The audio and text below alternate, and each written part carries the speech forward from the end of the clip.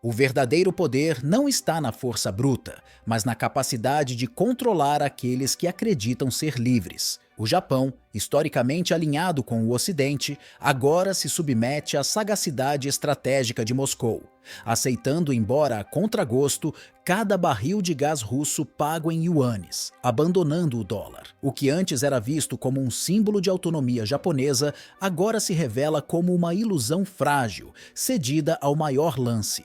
O Ocidente, em sua arrogância habitual, subestimou a resistência da Rússia, acreditando que as sanções seriam o golpe de misericórdia. Entretanto, Putin, com sua expertise em geopolítica, transformou a energia em sua jogada mestre, obrigando o Japão a seguir suas diretrizes. Enquanto isso, o mundo observa perplexo a derrocada do domínio ocidental. Japão, uma terra de tradições profundas e princípios sólidos, foi surpreendido pela ousadia estratégica de Vladimir Putin em um jogo de xadrez geopolítico onde cada movimento é vital. Mais uma vez, a Rússia demonstrou sua habilidade em desestabilizar e desconcertar seus oponentes, até mesmo os mais inflexíveis. Nos últimos 2 anos, as relações entre Japão e Rússia têm passado por sérias turbulências. O comportamento provocador de Tóquio, desde sanções econômicas até aproximações perigosas das fronteiras russas, só serviu para aumentar as tensões. Contudo, a resposta de Moscou foi tudo menos convencional. Enquanto o Japão persistia em sua ofensiva diplomática, a Rússia utilizou seus próprios recursos como uma poderosa arma estratégica.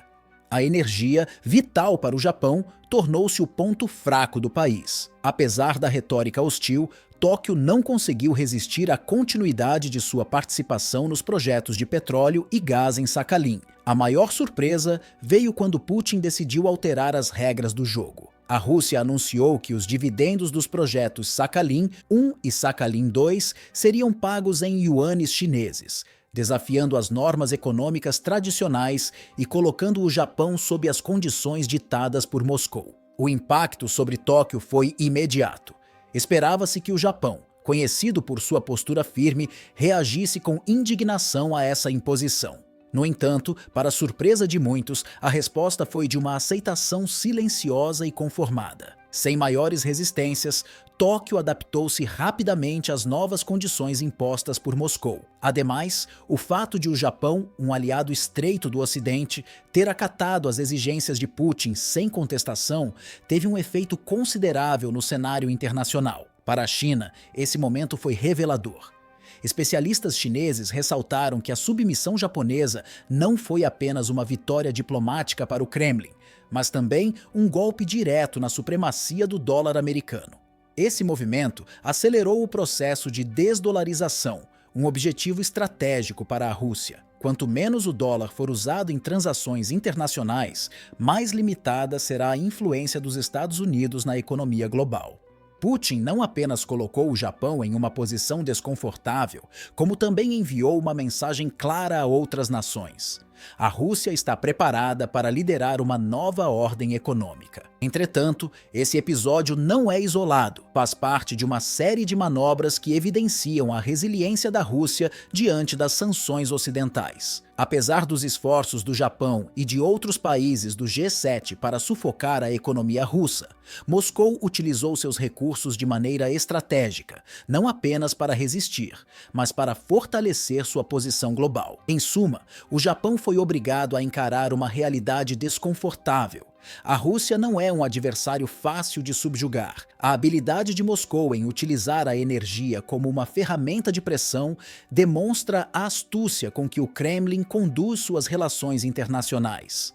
Putin deixou claro que, nesse jogo de poder, a Rússia não joga apenas para vencer, mas para redefinir as regras. Por outro lado, em junho, Washington tomou uma decisão inesperada ao autorizar o fornecimento de petróleo de Sakhalin 2 ao Japão até o dia 28 de junho de 2025. Essa decisão reflete as complexidades da política energética global, onde até mesmo países que impõem sanções precisam reconhecer as realidades do mercado. Nesse contexto, A licença emitida pelo Departamento do Tesouro dos Estados Unidos permitiu que operações antes proibidas fossem realizadas, desde que o petróleo fosse destinado exclusivamente ao Japão. Isso destaca a dependência energética de Tóquio em relação aos projetos russos, mesmo em meio às tensões geopolíticas. Simultaneamente, a mudança de jurisdição dos projetos Sakhalin 1 e Sakhalin 2 para a Rússia em 2022 marcou um ponto de virada. Moscou exigiu que os participantes estrangeiros decidissem se continuariam nos projetos sob as novas regras. O Japão, reconhecendo a importância desses projetos para sua segurança energética, escolheu permanecer. Especificamente, Tóquio reiterou a relevância dos projetos Sakhalin 2 e Sakhalin 1 para a estabilidade energética do país. Sendo o maior importador mundial de gás natural liquefeito, o Japão depende significativamente do fornecimento russo para manter sua geração de eletricidade, o que explica sua decisão de continuar envolvido nesses projetos. De fato, os acordos dentro do G7 para isentar esses projetos do limite de preço imposto ao petróleo russo refletem uma adaptação pragmática às necessidades energéticas do Japão. Esse arranjo permitiu que Tóquio mantivesse seu acesso ao gás russo, essencial para sua economia, apesar das sanções internacionais. No entanto, o embargo europeu ao petróleo russo, que entrou em vigor no final de 2022, introduziu um novo desafio.